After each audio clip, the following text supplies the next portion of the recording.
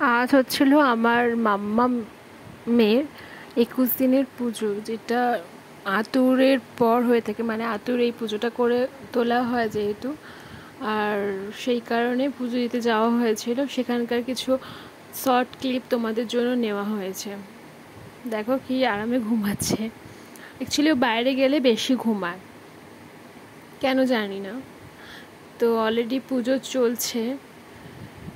আমার মায়ের কোলে আছে, মানে ওর দিদি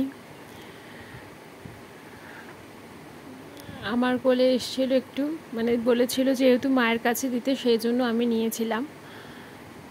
তো পুজোর যেহেতু কিছু নিয়ম থাকে, সেই নিয়ম তো মানতে হয়, সেই কারণে। এরপর ঠাকুরমশাই বলেছিলেন যে ওকে ঠাকুরের কাছে একটু শোয়াতে।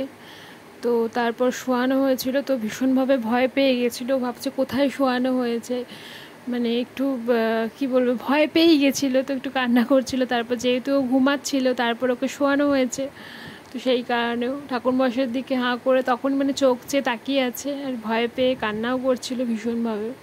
তো আমরা সেটা দেখছিলাম। তো এইভাবে পুজোটা সম্পন্ন হয়েছিল 21 দিনের। কেমন লাগলো